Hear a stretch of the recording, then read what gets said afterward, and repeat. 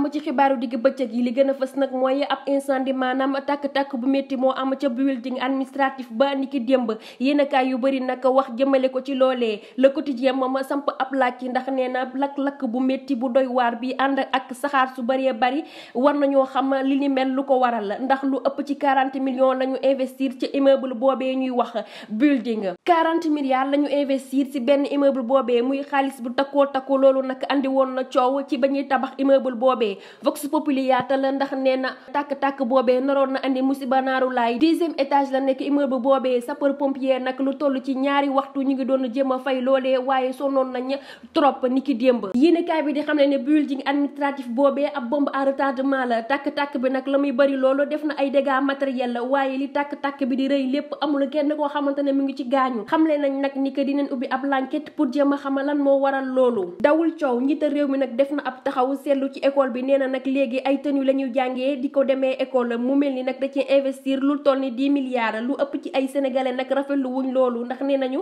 xel sax warul xalaat li ni mel yéenekaay bi nag nee na état nag war na xàmmee priorité ak accessoire yéenekaay bi nag nee na état war na xàmmee priorité ak accessoire Direct News nag di ko feelu naan ndax priorité bi nekkul feneen maanaam li ñu war a taxaw lijjanti ci nu mu gën a gaawee mooy salle de classe yi nga xamante ne amuñu couverture ñu defar ko ba mu baax élèves yi mën cee toog jàng table de banc yi nga xamante ne nag dañoo yàq ñu defar ko dolli ay table de banc ci salle de classe yi waaye nag jéem a wax wàllum fourniture yi nga xamante ne élèves yi dañ koy jëfandikoo saa su nekk ñu taxawu leen ci loolu mooy priorité yéenekaay mi nag nee na fi mu nekk nii population baa ngi ñaxtu travaux yu dul jeex xoolal milliards yi rek nu muy demee terre bi nag 656 milliards lañ ci investir centre international de Diamniadio ba nag 59 milliards et quelques la ñu ci investir arène nationale bi ñëw ne ko dann ma 38 milliards lañ ca def data ba nag 63 milliards lañ ci investir yéenekaay bi nag nee na fi mu nekk nii population bi dañoo sonn ci travaux yu dul jeex yéenekaay bi nag xam leen ni ne nag fi mu nekk nii population bi sonn nañ ndax nee nañ ay travaux yu dul jeex ndax ay milliards yéenekaay bi nag di wax ni fi mu nekk nii population bi nag dañoo sonn ci ay travaux yu dul jeex ndax milliards yi ñu ci investir bari na loolu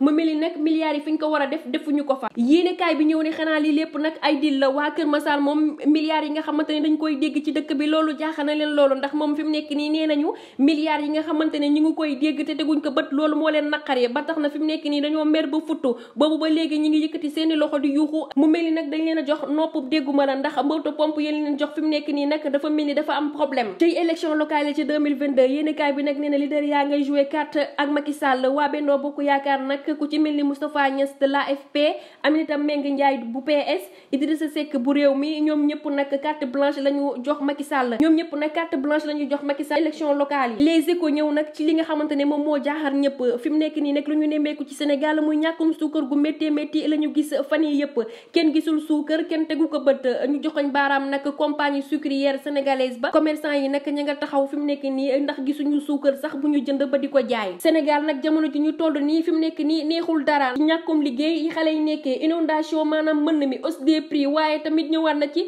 gestion de Covid 19 mu mel ni nag fi mu nekk nii Sénégal dara doxul lépp taxaw dara bougé wu la ci ndi nag dafa mel ni nag fi mu nekk nii fépp lay baxee ndax secteur yépp dañoo yëkkati seeni loxo di yuuxu gouvernement bi ñu jàppale leen ndax dëkk bi fi mu nekk nii dara yënguwul dara bougé wu la muy lu jaaxal ñëpp cey Sénégal kañ lay changé ñu tëjee fii xibaar yi nag ba ëllëg incha allah.